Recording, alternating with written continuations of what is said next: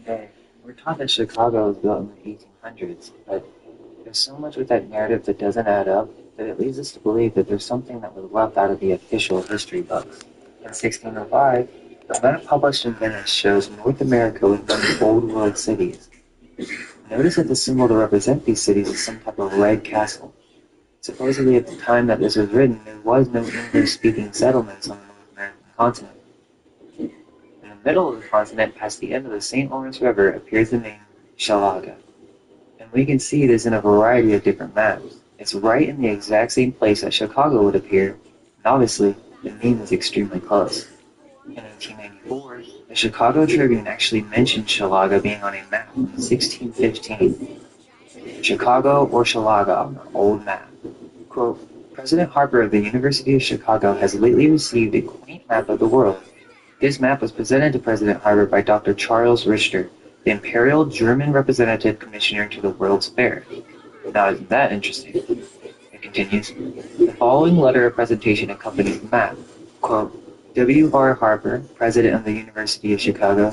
Dear Sir, when during the early preparatory stages of the exposition work efforts were made, mainly upon the investigation of Mr. Curtis to collect maps, supposition be correct, it is most likely on this map the name of Chicago in its original form appears for the first time. Quote, Herr Professor Graf of Dresden, who has taken a prominent interest in the researches to which the Chicago expedition and the historic events underlying its existence have given so powerful an impulse, had upon a request arranged for a photographic reproduction of the maps in question. And as the representative of this commission and on behalf of Herr Professor Graf, I have the honor to request you to accept a copy of the same with the request that you give it an appropriate place in your university. With the hope, also, that it will measure prove the warm interest that Germany has taken of old in that far-off period of history. I trust that you will accept this small token of esteem in the spirit in which it is given as a mark of appreciation, however inadequate, of the energetic efforts that are being made towards the propagation of science and education by the Chicago institutions generally, and your university especially, and as a manifestation of the interest which German scientists have taken in the And you gotta stop buying generic Viagra if y'all over 40. You can get 9 pills of 100 milligram generic Viagra for just $7 with free shipping from Friday Plan. If you think it's a scam like I did at first, keep this. Okay, so Dr. Charles Richter was the Imperial German Representative Commissioner to the World's Fair, and it seems that he was trying to write to the university professor in an attempt to speak about Shalaga appearing on old maps, and he even alludes to it having a connection with Germany. Obviously, there was some interest by people who knew none of the origins of the World Fairs into Chicago's ancient origins. But this is kind of where it gets even crazier. The newspaper actually had a follow-up 6 days later where they attempt to cover this whole thing up. Let's remember now that we understand the Orphan Asylums and that most of these people, especially the journalists and the German migrants, they wouldn't know the full history of the city. That knowledge would only be known by the secret orders who own the buildings and perhaps some higher-ups at these colleges. Now the headline of the newspaper reads, Shalaga is not the same as Chicago. Someone named C.F. Dugbear writes in and says, quote, in the Tribune of Sunday, there appeared a map lately sent to President Harper of the University by Dr. Charles Richter, Imperial German Representative Commissioner, which is supposed to represent the fullest appearance of the name Chicago, namely 1615.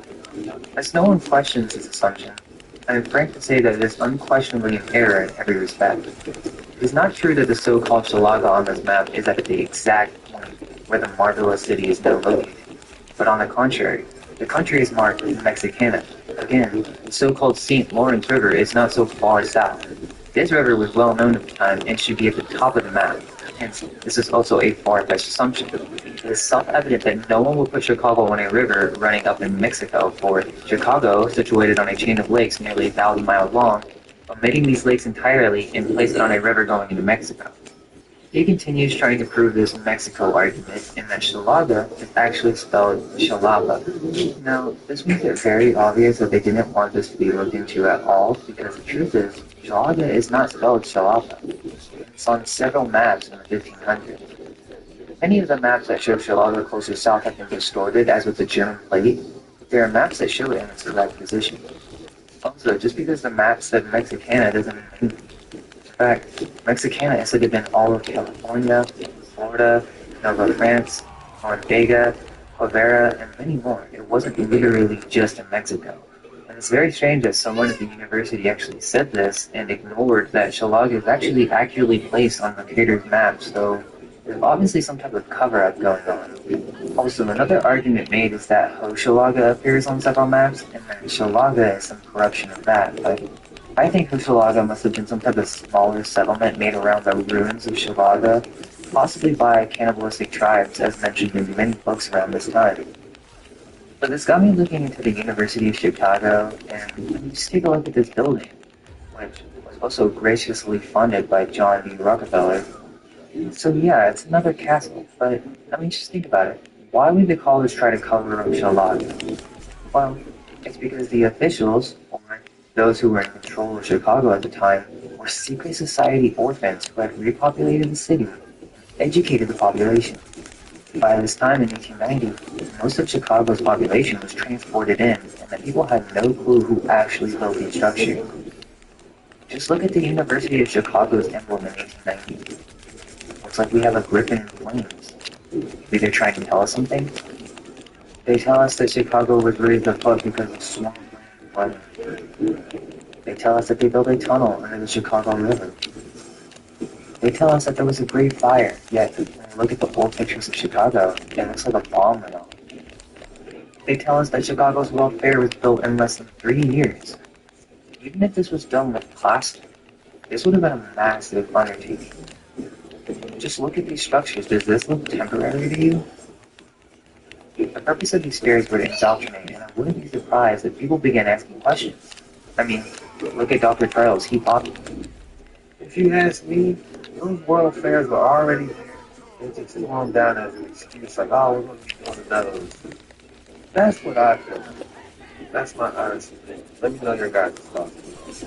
Honestly, it's curious to Chicago's ancient origins. Since it has been depicted in maps, and they were probably curious about who built all these structures, and so maybe the officials decided that they had to get rid of it, so they destroyed everything. These structures were not built in the 1800s. Chicago was an old world Tartarian city. It's even on Mercator's map from 1569. So why, when you look at Chicago, does it say that it's only on a map in 1605? Very strange, right? And on Mercator's map, there's a series of texts with Latin legends that actually talk about Tartaria. It mentions the Tartars almost 20 times on this map, and it's possible that they're the actual source for where Mercator actually got his info. He talks about King John, who had taken over the country of Tartaria. Basically, in order to quell rebellion, he decided to disperse them into different countries, breaking their power of rebellion. But the Tartars were unwilling to give up their kinship, and of mutual association, they made a vow and fled to the northward, where they seized a very vast country. So Mercator was well aware of the Tartarians, and that they had complete control of the east. It's not that far of a stretch to assume that they would attempt to pass the Bering Strait.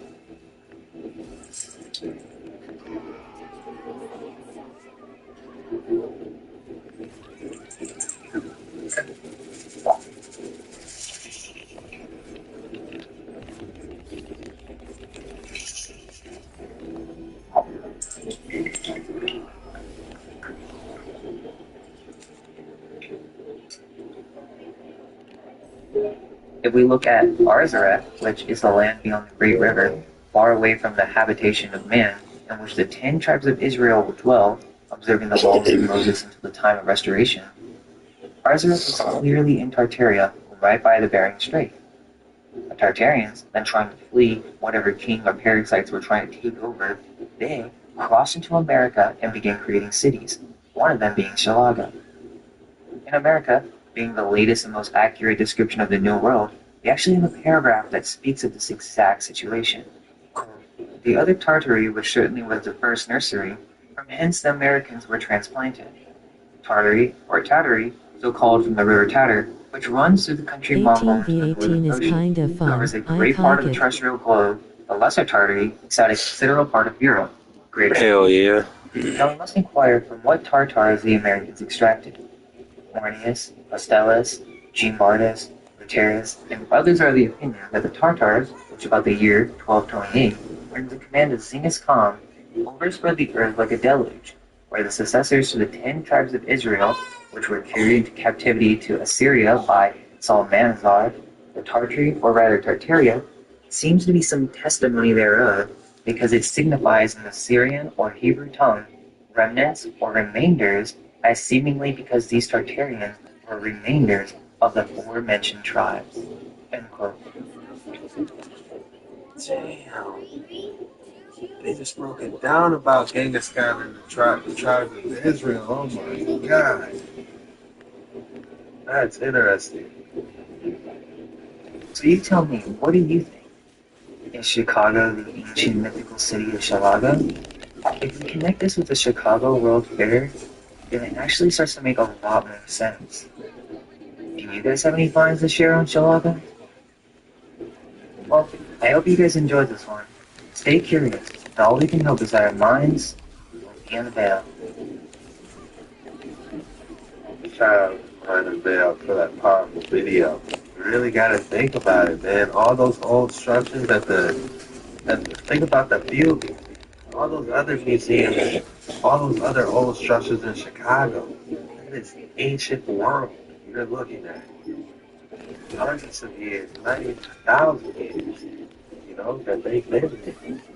How interesting is that?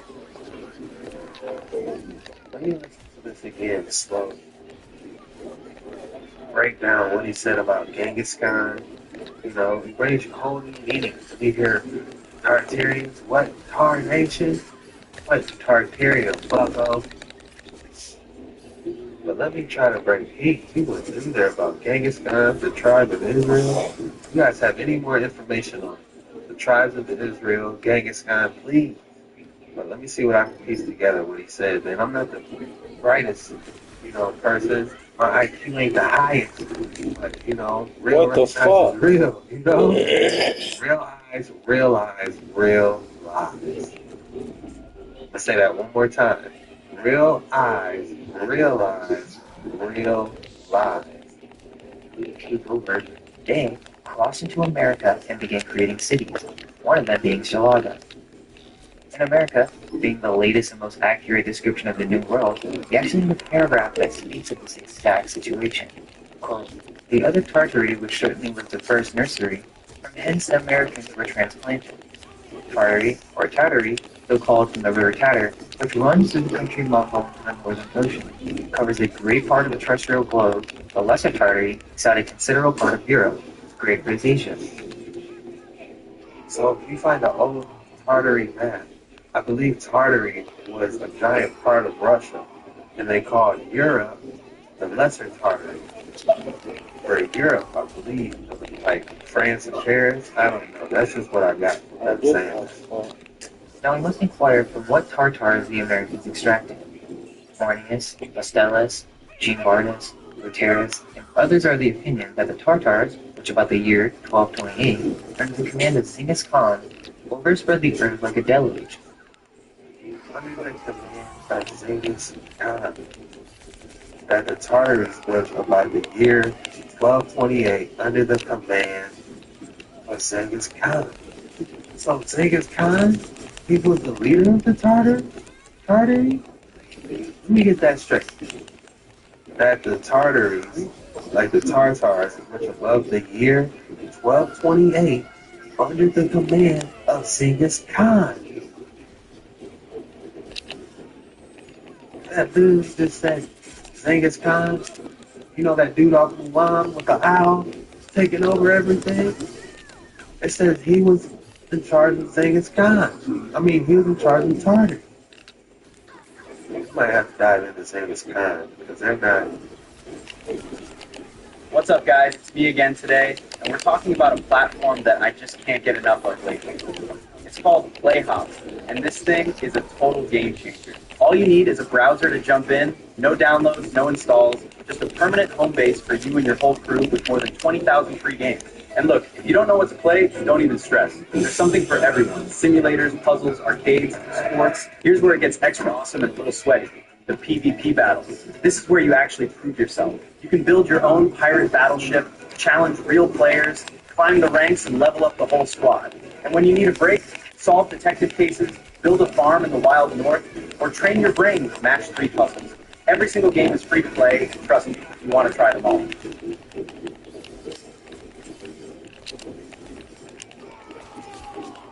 Don't you want Phil to lose weight? So, I never intended to be super skinny. I've always been a big guy, but because I noticed how unhealthy I felt when I was bigger, I just wanted to feel healthy. My friend told me about weight loss magazines. Hims is now offering the Wegovy pill, an affordable GLP-1 that's FDA approved for weight loss. You can get started for just $39. They even spelled his name different. I remember it was like Genghis Khan or something. I don't know. But we're going to dive into Genghis Khan. Were the successors to the 10 tribes of Israel, which were carried into captivity to Assyria by Salmanazar, or Tartary, or rather Tartaria, seems to be some testimony thereof, because it signifies in the Syrian or Hebrew tongue remnants or remainders, as seemingly because these Tartarians were remainders of the aforementioned tribes. So they're literally saying the Tartarians were the remainders of the descended tribes of Israel. And Genghis Khan was the leader? Oh man. Is that? Drop in the comments below your thoughts. We gotta come together on a collective and figure out what's going on. They lied to us. Alright. Let me move out the way so y'all can read. It says, which we carried into captivity to Athelia by Bamnazar. You want to type in his name too. Why not? Salamanzar.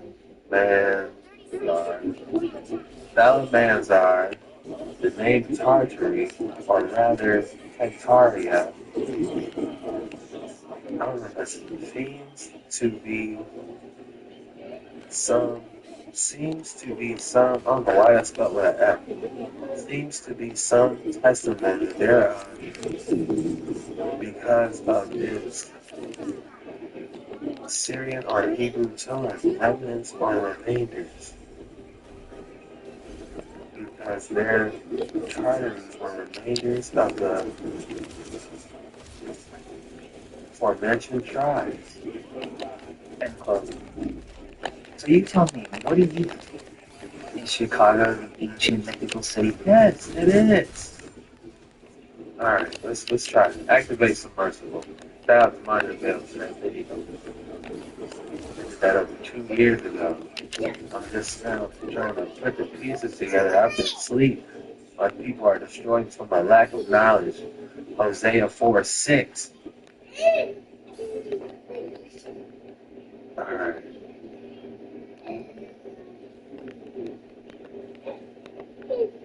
We need to type in.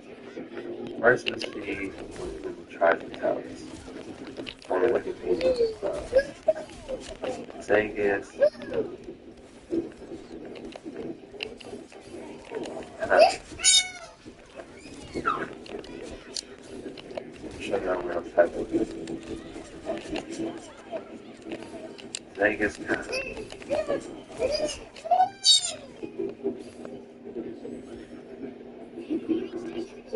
That's definitely not it. They definitely don't want us talking about that.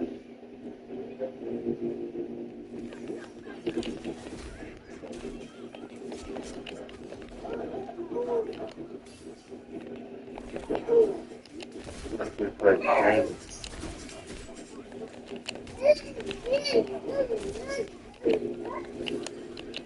Gang is kind of. That's who they try to tell us. But his name is something Ham. P-A-A-M. So this is wrong.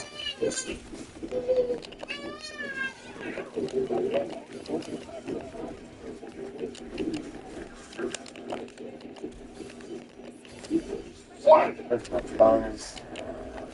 The thing is kind of. They're saying gang is kind of. They're switching it. They won't say the other day. Who is Genghis Khan? As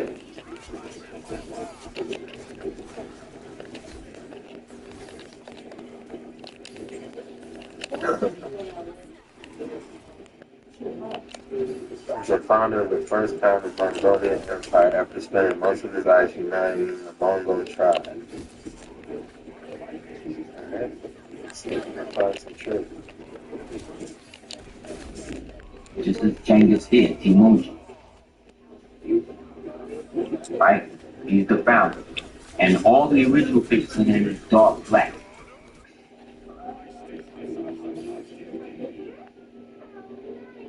This dance break is brought to you by Injectable Cabanuva. Cabotegravir. Be careful, baby. Your feel-good playlist I love is you. always there for you when you gotta hype yourself up. So take this time to boost your day and get a little break from whatever you're up to.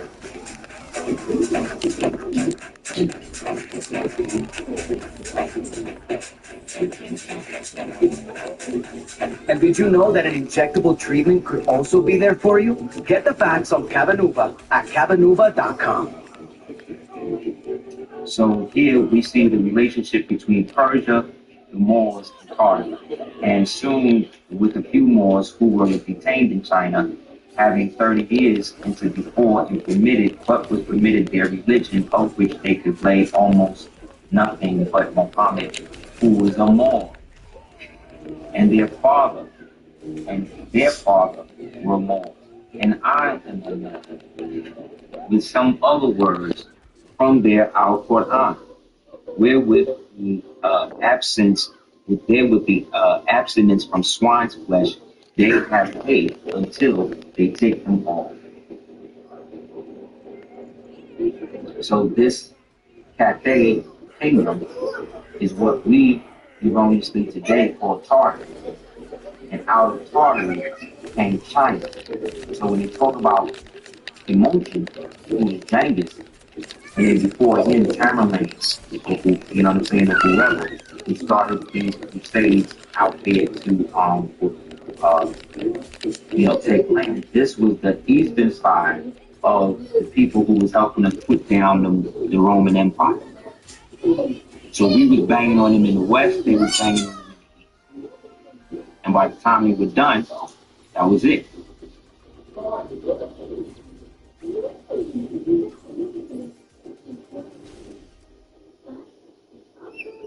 Moors was in the league with the kings of Cathay. These kings of Cathay are the original so-called Mongols. They were the original so-called Mongols. You understand? And these Mongols of Cathay were the ones who basically created what we call China. And these Chinese, these people consolidated then, and then we get Tartar. And then out of Tartary, we get all of the so-called Balkan and Russian states that came from there. And when the Russian state came, they did away and absorbed Tartary the same way the United States and the rest of these other kingdoms absorbed Tartary. This is Genghis here, Timuchin. Right? He's the founder. And all the original pictures. Drop in the comments your thoughts below. I don't know what to say. I need more information. That's not adding up to the 12 tribes of Israel, but I'm trying to put it together. The original Buddha? What's going on? So these giants that made war with the Tartary kingdoms were commanded by the Zagreans to occupy and take over the lands. These monsters on the moon he called the Great Wall are symbolizing the Setica giants, understanding that there were different creatures that were attacking the wall, but most of them were giants that were coming and making war with the indigenous people of Tartary. The Asiatic phenotype actually comes from the giants of the Setica. Everyone who was sent to the wall of Tartarian was almost guaranteed to die because the wars were so brutal and consistent that they weren't going to make it out the week because there was always a consistent battle with these giants. We all know that Genghis Khan led the Mongolian horde to actually conquer the Great Wall of Tartary and eventually overtaking all the kingdoms and establishing his people as the governors and chiefs of the land. being that these giants were actually clones created by the Satan Cranes. They had no limit to how many soldiers they could send out, 3D printing these clones, these giant clones out to continuously battle against the wall with Target. Eventually, the Satan Cranes landed the Helping Hand plane. So these giants that made war with the Tartary king. Fascinating. We do know about the Great Wall of Tartary.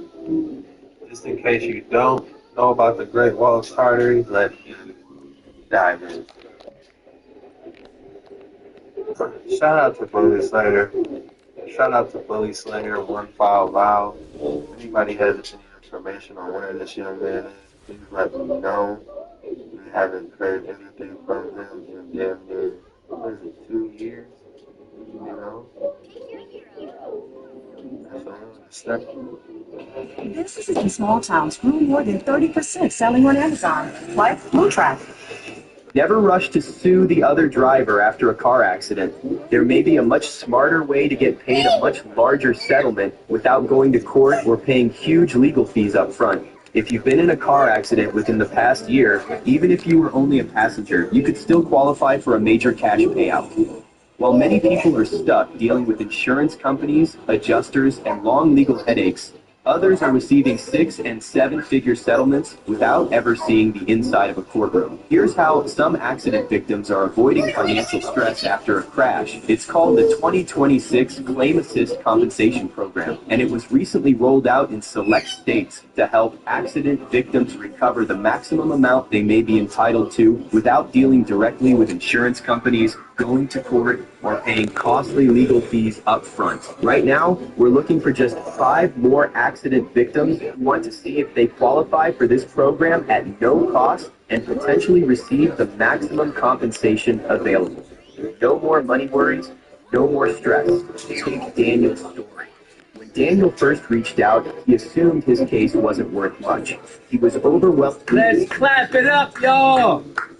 Our sister Janetta Brantley, the audio engineer who audio engineered the Ceto Dispatch audio to enhance the background vocals, is appearing on Nancy Race, y'all. I believe Willie D done spoke out and got it to happen, because before she went on there, she appeared on the Willie D show.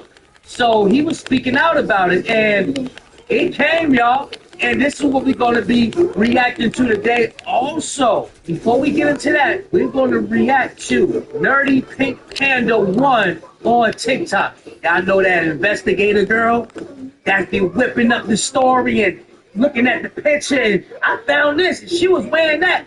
Yeah, guess what, y'all? Come to find out, allegedly, Katie was on the boat. She got pictures, she matching outfits with this, she got a white hat on it. We're about to get into all that. You are not gonna wanna miss this one right here. Make sure y'all hype this video, make sure you subscribe it, and making sure you like it so we can get out there in the algorithm and get this truth out. Justice for Nolan Wells. Check this out, y'all. This is now my 3rd time making this video because they keep taking it down because they don't want you to see what I have found. Katie has dry snips, y'all. Here we see Katie's Snapchat where she's wearing a teal swimsuit, and she's with a girl in a blue and white striped swimsuit. On this video of the 3 boats, you're going to see a girl in a blue and white striped swimsuit right here on Bart's boat. And right next to her, with the same long wet hair, is a girl in a teal swimsuit on Bart's boat. Make sure you have your brightness turned all the way up, because here we have Katie in a teal swimsuit, and look at her head. She is wearing... I also see the tattoo. Unlike that picture that was going around with some young lady in Bart, I was looking at it. She didn't have the tattoo, but that doesn't mean that she couldn't get the tattoo later. But I see the tattoo in this one. Her head. She is wearing a white hat. Oh, look. The video of the boat getting towed. Teal swimsuit. Go to your room. But is the tattoo on the other arm? Y'all know when you take pictures and videos. Put it on the charger. Flip flop, you know what I'm saying? White hat. And that's not all, folks. Again, turn your brightness all the way up, because right here, we've got somebody wearing red trunks. Oh, and look what we have here. Red trunks. And here's those same red trunks on the shore right after the fight with Tristan. Katie is claiming that she allegedly caught a ride home with somebody named Marty McGrath. It just so happens that a Marty McGrath is the co-owner of the Biloxi Bay RV Resort and Marina in St. Martin. Here it is, and my, that is a massive dock way out in the water. And would you look at that? It's right next to the grandparents' house. Now, in that report with the GPS coordinates, didn't they say that they went southwest towards St. Martin Bayou? Yeah, that's right, it did. And it also took them 45 minutes to get to that boat ramp over there. That only takes about 6 minutes on land. Like I said, they're trying to take down my page. Make sure you are following my backup here. But Katie, I want to say one thing to you. You're young, and I know you don't realize this yet, but these are not your friends. Be a hero. Do what's right. Yeah, Katie, you need to do what's right because I've been seeing people vouch for you left and right. I've been seeing people make videos like, yeah, Katie's the only one that's cooperating and giving answers when somebody questions her. So now, this don't look good. You need to come out and say something. But this don't look right here. This is our sister, Janetta Brantley, the audio engineer who cleared up the background vocals in the CETO dispatch call. And again, she leaves it up to everybody to discern what the vocals is saying. Interpret it on your own. But let's check it out, y'all. First and foremost, thank you to every single person who sent birthday wishes, words of encouragement, love, support, and even birthday gifts. I truly appreciate each and every one of you. Despite everything that's been happening, I genuinely enjoyed my birthday, and I wanted you all to know that I see your kindness, I see your support, and I'm incredibly, incredibly grateful. Thank you from the bottom of my heart. I've also seen the many comments and messages from those wondering why you hadn't seen me on Nancy Grace. Well, the wait is over. Tune in tonight, 6 p.m. Eastern, 5 p.m. Central, as I join Nancy Grace to continue the discussion surrounding the Nolan Wells case and the ongoing search for answers.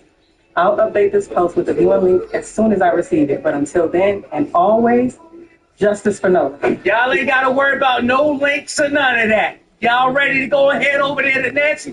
See what Nancy talking about? Bombshell audio engineer. Second word TOW on hold, listen to their music. There was plenty good connection.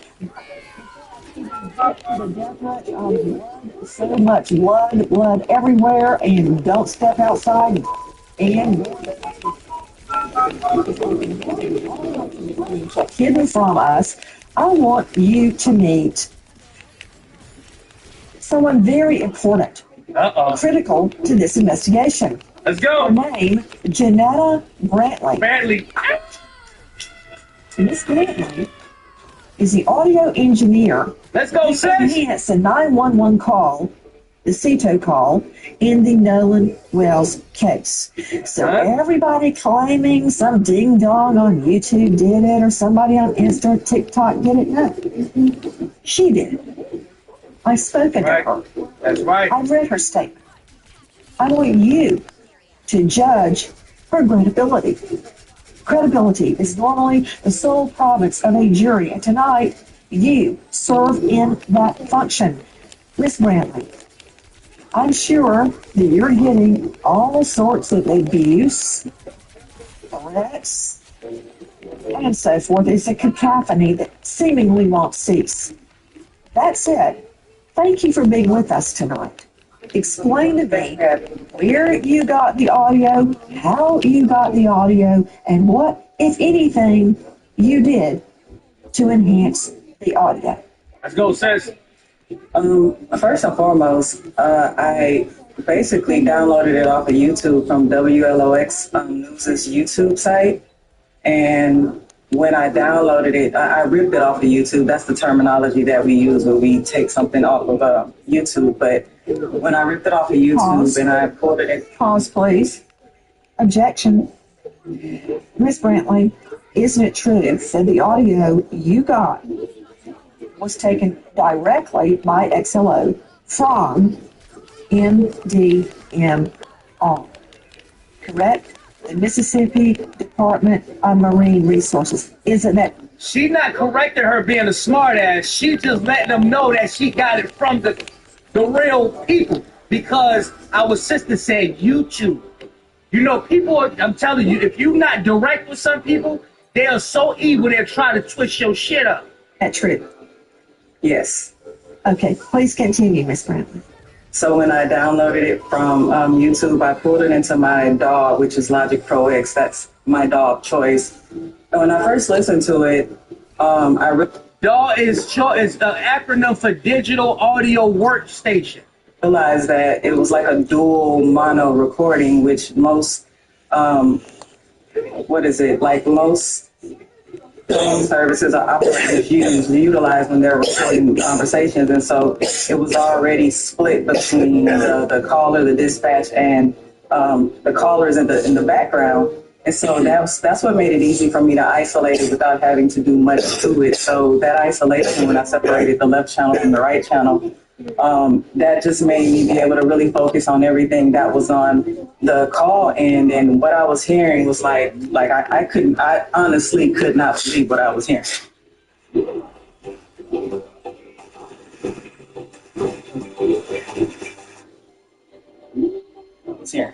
Miss Janetta Brantley, isn't it true this is the same audio that was released by the Mississippi Department of Marine Resources? Yes, that is absolutely correct. She got to keep bringing it back because our sister keeps saying YouTube. You got to have the specifics right. Let's listen to it one more time. Get it.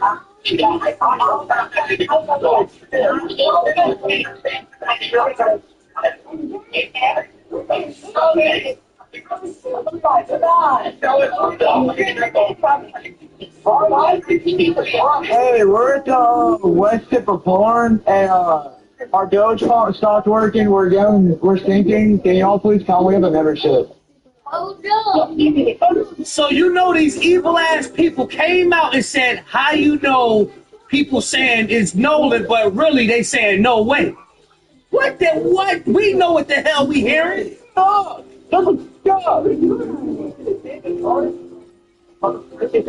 What'd you say? And then they saying, oh, they might be saying that the village pump is dead. Nah. No way. We ain't getting away with that. It's coming up. We're just sinking. I don't know. Like we're going down. I don't know the phone number. It's either. I think it's. Try that. I know we have a membership, like guaranteed. Sure. I don't have the tag on here. It got ripped off.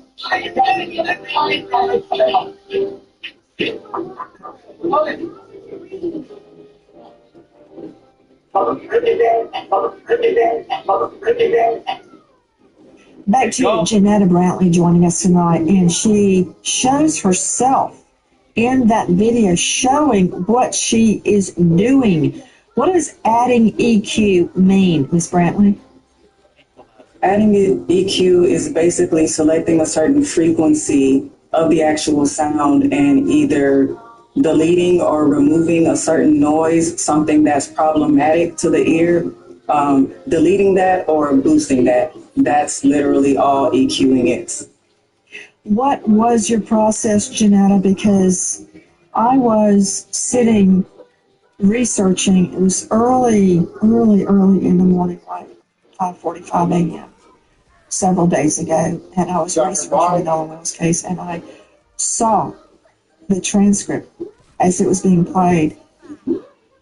And my husband was also up. He said, "What's wrong?" I'm like, if this is real, this changes everything. It changes everything. Yep. Because up until that point, it seemed as if Nolan's death could very well have been an accident. If this is real, it changes everything. It's seismic. What was your reaction when you heard these words, Janetta Brantley?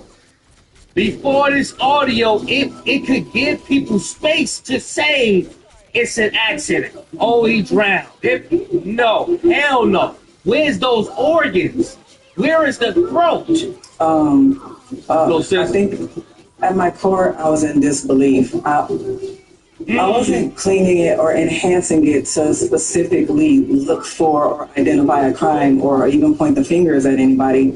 I believe I wanted it to be an accident. I think a lot of us wanted it to be an accident. So when I heard those things, when I heard, damn it, Bart, that name stood out to me because I hadn't even heard that name before.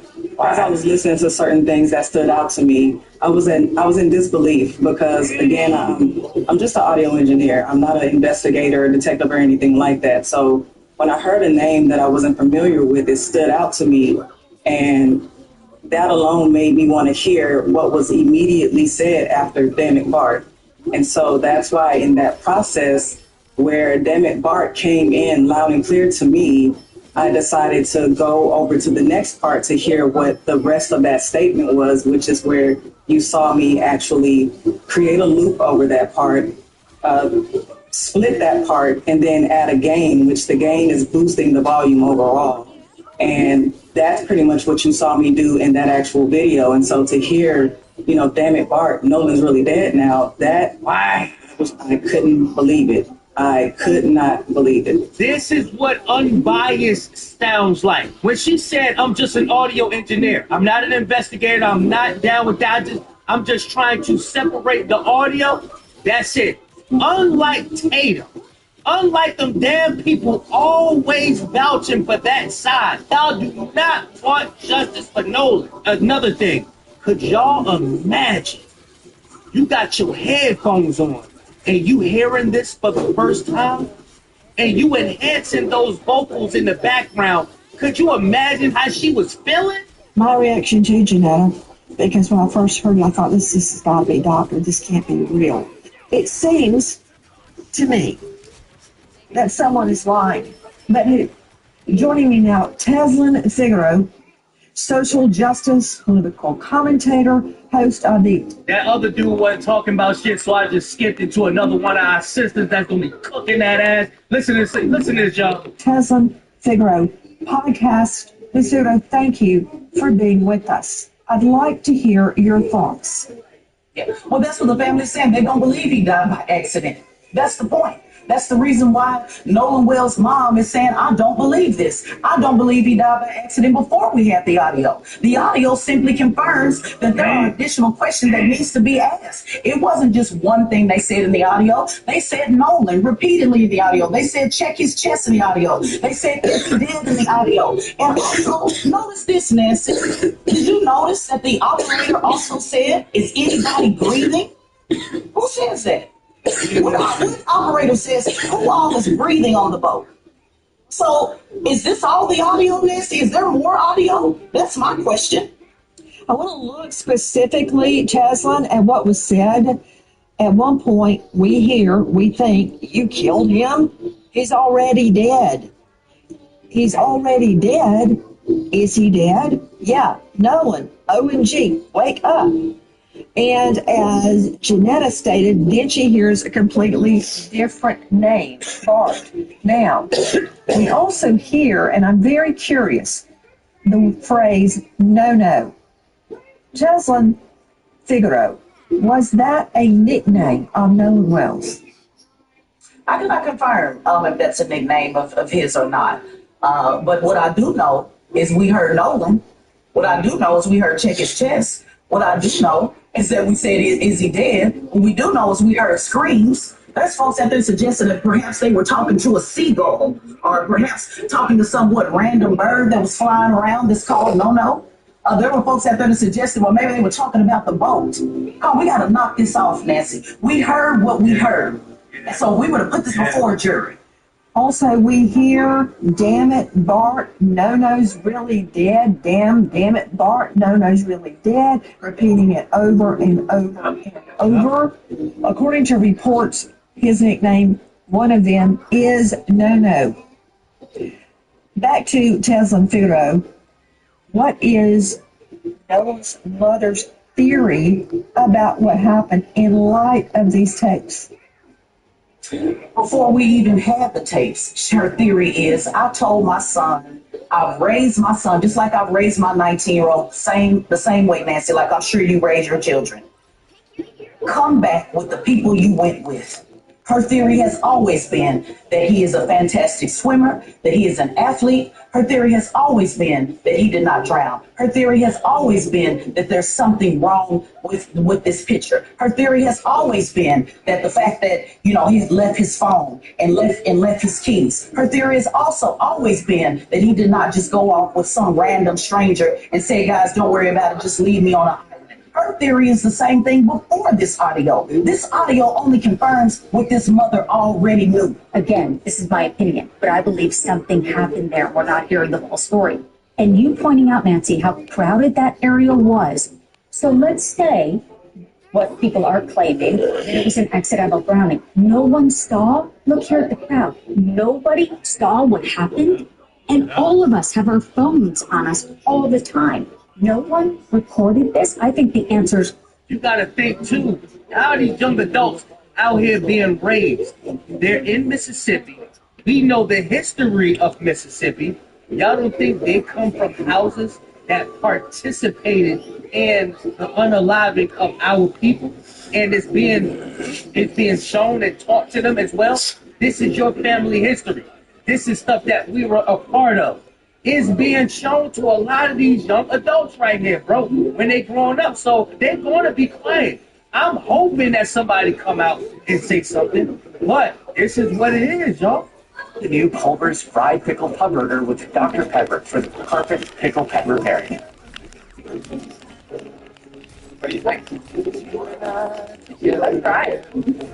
Who's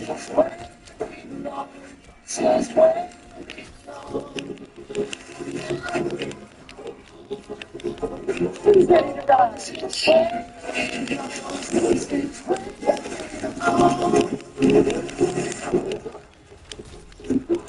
Got a little home, a place to roam, beyond the fading time. I believe from summer sea to the river deep, the fire starts to move. Just a minute for the memories we can make, that's alright. Hey, in the morning light, there'll still be sleep. You and I can talk everything. So stop! Hang on. It's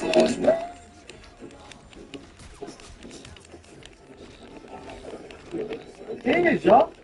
Are in the timeline and also the autopsy. Lynn will hear answers there. You're seeing video from the Officer Tatum show, and I don't know what they were trying to show with it, but how can someone be dead and floating in the water and nobody notice? Which leads me to, Susan Hendricks, the fact that we have learned tonight that the state's autopsy is complete, but it's being kept secret. Mm-hmm. Yeah, absolutely. Being held with the grand jury to look into that. And the fact, as you brought up, Nancy, earlier, that part of his throat was missing, will that be key? There's so many questions around this, but right, it's a public record, but we're not hearing about it. I guess they're waiting for the grand jury. My thing is, who is over the medical examiner to check whether she is doing it right or wrong? If she already have a history of she don't suspect any foul play, could this be falsified? Show them that first. That's the end of the video, man. I truly believe this is why the Most High is allowing things to slowly come out, because they think they're going to get away with it. But I think it's going to be a real bombshell, but it's just being built up. If you know anything about the Bible, that's how God do. He build that pride up, make you think that you are God. But you are not the Most High God, and He will just destroy you. That's what I think. These people are so prideful. They've been getting away with the things that they've been getting away with for so long, and it's being exposed for the world to see. Again, we ain't got to point the finger at nobody, but we not going to sit up here and act like y'all was so damn cool with Nolan. Come to find out, when you listen to the interview with Wyatt, man, he wasn't cool with Nolan. Like, he was treating Nolan like he was some tag-along. But then you was separated, like, yeah, these are my buddies. Oh, yeah, Nolan, yeah, he was cool. Yeah, he was like my brother. But over here, these are my buddies. You could tell, bro, they really didn't rock with each other like that. So y'all not gonna play in our face because y'all gonna get exposed. This is why it's like chess pieces we got. You gotta investigate over here on TikTok. You gotta leak the audio over here, you know, with the dispatch call. There's more things that's gonna be coming out. We just gotta be patient. We gotta pray, and we just gotta keep the faith that, you know, you think the case about to be cold, even with cold cases. You ever see a cold case, and then later on, it's like, yeah, we got breaking bombshell information.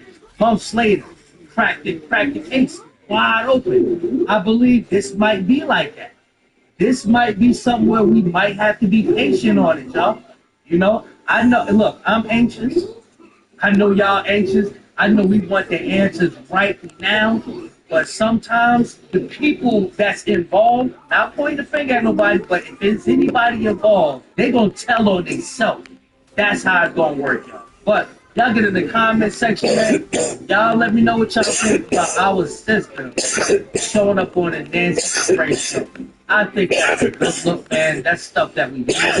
You know, people need to put our people onto these big platforms to let them know, look, we not bullshit. We not slow. Yes, we know how to read. Y'all still want the world to think that we slow. We're not. Get over it. You know what I'm saying? But yeah, y'all get in the comment section. Make sure y'all like this video. Make sure y'all subscribe. Big Cash signing out. Don't worry, y'all.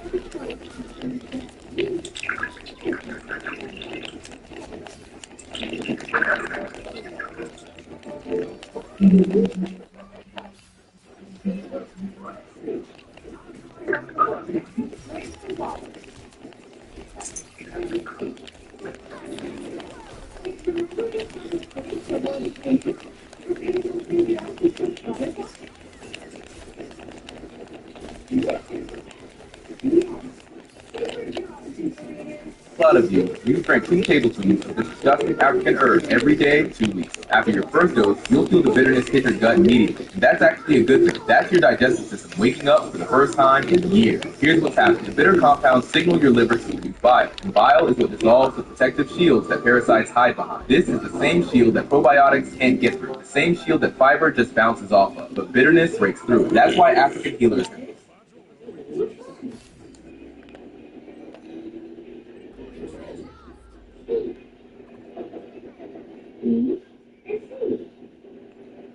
category of weed now that people call exotic.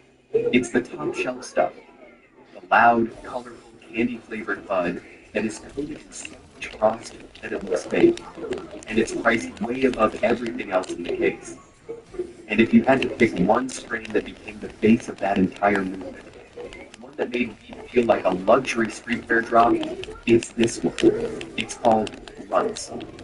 And it went from a small batch of jars at a competition to one of the most famous, most popular names in the history of cannabis. This is the story of Runs. So let's start with where it came from. And this is a fun one, because we actually know the origin scene pretty well. Runs was created in California around 2017 by a small group of guys out of the Los Angeles area, connected to the world of cookies, which was the famous brand ran by the rapper Burner. And the key names behind it were Ray Bama, who handled the branding and marketing, and Young LB, who was the rapper who helped push it into the culture, alongside a grower, made the actual plant. And they made it by crossing 2 of the most beloved candy-flavored strains around at the time. And the way it broke out to the world, alongside a grower, made the actual plant. And they made it by crossing two of the most beloved candy-flavored strains around at the time. And the way it broke out to the world is a great story. It goes like this. They showed up at the Emerald Cup in Santa Rosa at the end of 2017 with a small batch of jars, some t-shirts, and bottles to hand them out. And they set up right in front of the cookies booth. And they sold out almost instantly. The demand was so crazy that they reportedly got asked to leave, but Werner noticed, and cookies ended up becoming the brand that distributed Runs to the world. But to really understand why Runs caused that kind of frenzy, you have to look at what it's actually made of, because its parents are both legends in their own right. The first is Skittles, a strain originally bred by turf hogs and third-gen family farms, famous for tasting exactly like a handful of candy, all sweet and tropical. The second is Gelato, a strain from the cookies family known for a creamy, dessert-like flavor, gorgeous purple coloring, and a heavy coat of frost. So think about that combo. You're taking the loudest candy flavor on one side and crossing it with one of the prettiest, creamiest, frostiest strains on the other. Skittles brought the sweet fruit candy punch, and Gelato brought the creamy dessert richness, the deep purple color, and that heavy blanket of frost. And what came out of putting those two together was something genuinely special. Now, I do want to be honest about the genetics here, because that's the honest thing this channel does. That Skittles crossed with Gelato story is the widely accepted one, and it's almost certainly right, but it's never been locked down in a lab. And who exactly deserves the credit, as the breeder is actually a little contested. Different people in that crew get named as the real creator, depending on who's telling the story. So the outline is solid, one guy grew it, another branded it, but the fine details are a bit murky, like they are with a lot of famous strains. But that still leaves us with the question, where does its name come from? And the answer is, it's named after the candy, Runts, those little fruit-shaped candies. And it fit for a few reasons. The flavor was sweet and fruity, like candy. The little nugs were small, like Runts.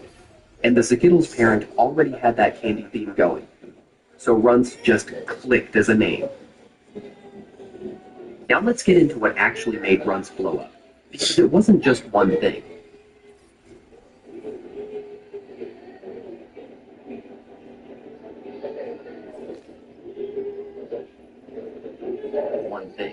It was the perfect storm of three things at once: flavor, looks, and strength. First, the flavor. Runts nailed that sweet, fruity candy taste that everybody was chasing.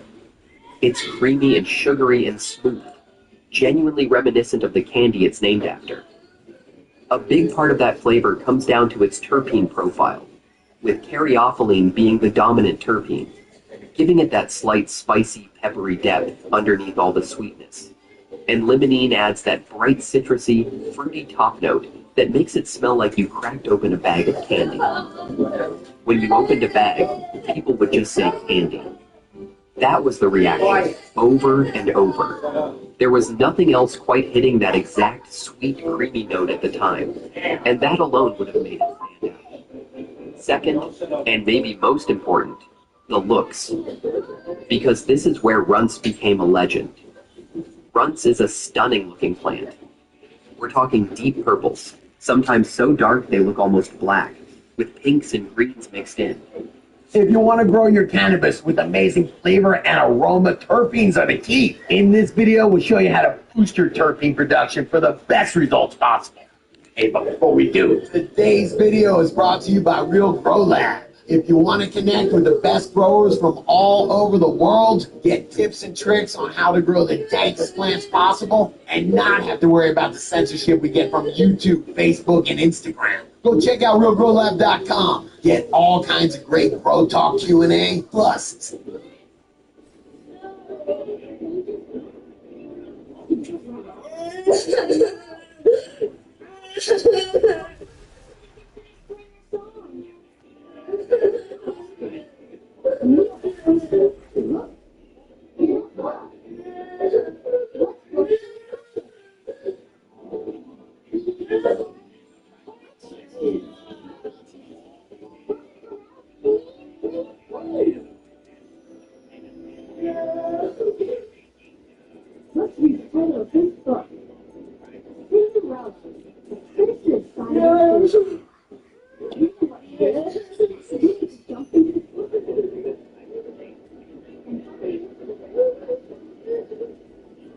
smell and flavor. Your limonene for lemon, and your pinene, that's pine, and your beta-carotene, that's like spicy.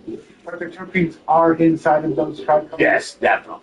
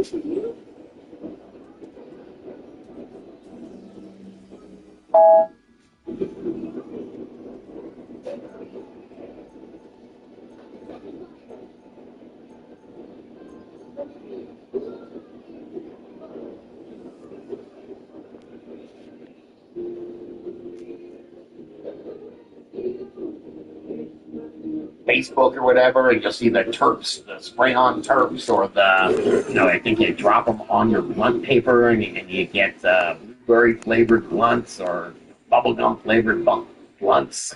Yes, yeah, that's the entourage effect. That's the different terpenes reacting with the cannabinoids to give you a different buzz. That's why there's thousands of different strains, and that's why they're so coveted. Okay, I'm going to come back to this in a moment. Yeah. I have another question, but I want to move on real quick. I understand why terpenes are important. Help me with how I can get more terpenes, how I can boost terpenes. Yes, deal. Okay, terpenes are volatile, meaning that they will, volatilizing means that they will go from a solid to a gas. They'll skip the liquid state and they'll just volatilize off. It's kind of like evaporation. You got to be careful because some terpenes volatilize off in the 80s, mid 80 degrees. You'll see some of them start to go. That's why you keep your temperatures and your humidity down in your grow. You keep that BPD so your plants are breathing and growing without letting your terpenes volatilize off. Is that why when I walk into a room with a nice healthy grow, I can smell it, or when I open up a jar, I can smell it? That's the volatilizing? Yes, that's the terpenes volatilizing off. So if you go into my grow, or if you go into a grow where it's cooler, it's going to smell a lot less. At my grow that's at 74 degrees right now, by the way, it's a little low. But if you go into a grow where it's 86 or 88 degrees, it's really hot, those are just volatilizing off. It's not magic what you're smelling. Those are terpenes that you're smelling. So that's to keep those terpenes on your plants. That's why you keep your grow at 74. 74 is a little bit like hit your VPE chart. And at the end, I do like to keep my temperatures cooler at the end because I've got a bunch of terpenes on there, and I'm just trying to keep them. I'd rather slow the growth rate of the plant, the photosynthesis of the plant a little bit, than degrade those terpenes as a trade-off. Okay, so that's a way to keep the terpenes on. Yes. What about some ways to increase production of terpenes? Yeah, let's do it, man. All right, so one thing that you have taught me is lighting. That certain sections of lights can actually trigger increased terpenes. Yeah, we've been talking about it. I've been all geeked out on the UV lights lately. It's very true, man. It elicits this stress response where the plant, the UV is a stress to the plant. So it wants to protect it. So it actually builds the trichomes a little bigger, actually. It'll actually expand the size of the trichomes, trying to shield the plant from the UV damage. Kind of like skin melanin plants do the same thing with trichomes, yeah. Yeah, we changed the color of our skin, but plants do it through like umbrellas. Basically they're shields. They're building these shields up. So we talked about light coming from above can stimulate terpenes. Right. What about what's going on underneath the plant in the soil? I mean, overall plant health. A healthy plant that is respiring, that is pulling all sorts of nutrients as it needs them from the soil, of course, is going to be able to develop more complex, more robust trichome network. So what do I do to my soil to make sure that my plant is able to do that? There's a few things. I mean, if you look at some of the bloom boosters or trichome boosters, whatever you want to call them, it's a combination of things like kelp, which are phytohormones that are going to stimulate the plant to uptake nutrients, humic and fulvic acids that are going to lower the energy that it takes for that plant to uptake the nutrients.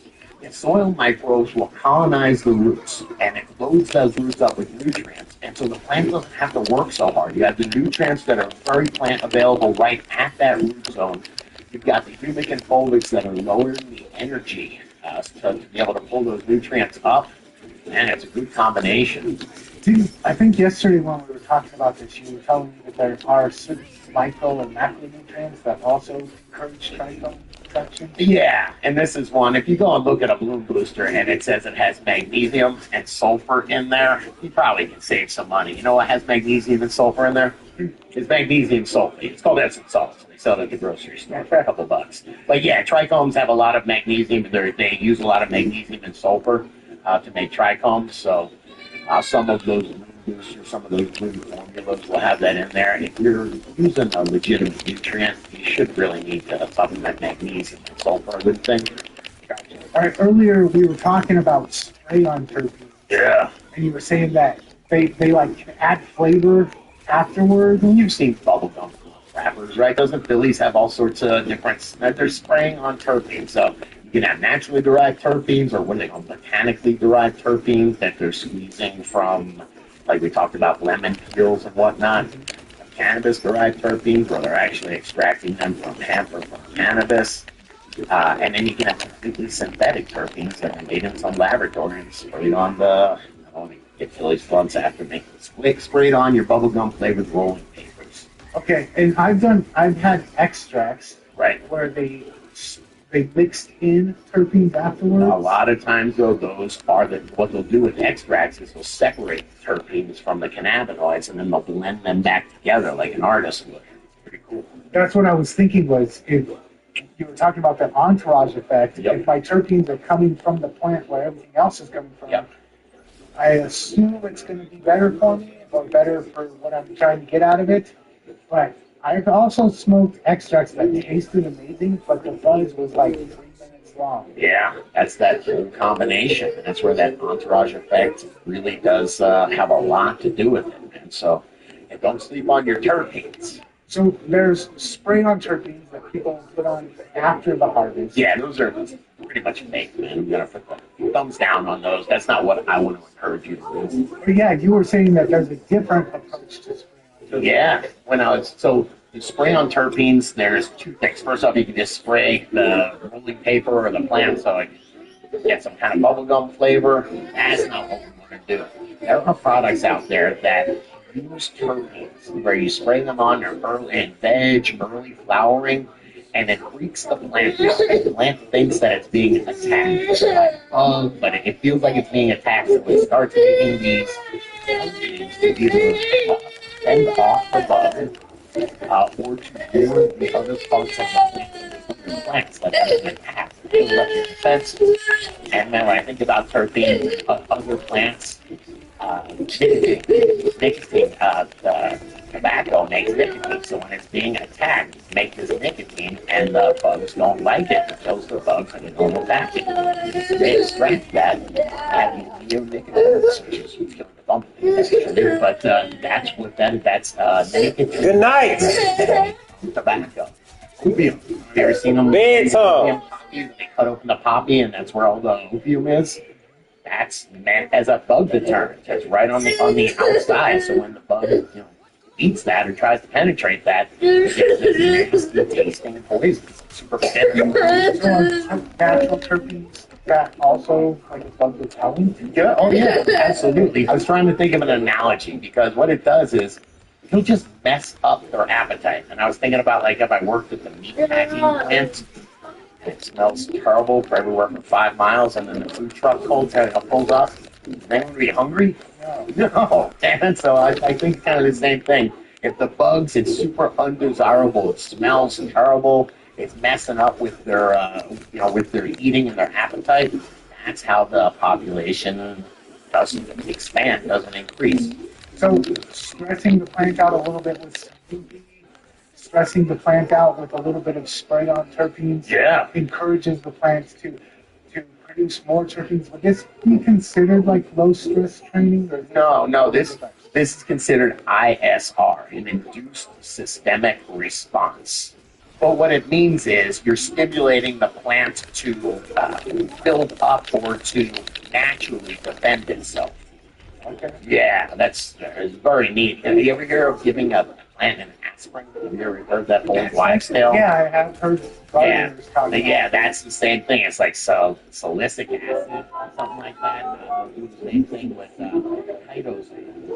Chitosan. You might see it as an active ingredient. Comes from crustacean shells. Same thing. Well, it's so strange you put crustacean extract on your plants, but it elicits this stress response. Okay, have you ever put aspirin in your cannabis plants? No, I haven't. I haven't used the crustacean pill, though. And by the way, while I was doing research on this, Dr. Bugby is calling a friend, Scotty Real's friend, okay, I know him. And he was saying, man, don't have any fear of research that says any of this stuff actually produces more cannabinoids. Might be larger trichomes, but more terpenes than cannabinoids. They have not peer-reviewed research yet. So this is still kind of in between pro science and pro science. You know what? I believe that the trichomes are going to be bigger.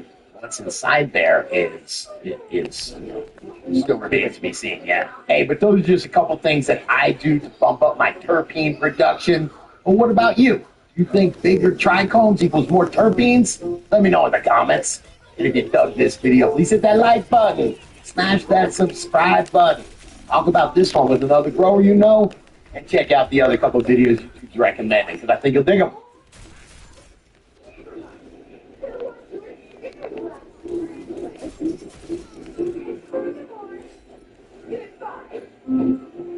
Try your plants, keep as high quality as possible. That's what we're going to be talking about on today's video. But before we do, today's video is brought to you by Real Growers Grow Dots, the easiest way to feed your high-value plants. You mix grow dots in once at the beginning of your grow, and they feed your plants all the way to harvest. You don't have to worry about nutrient burn or nutrient lockout. Grow Dots does all the hard work for you. Check them out over at realgrowers.com. And while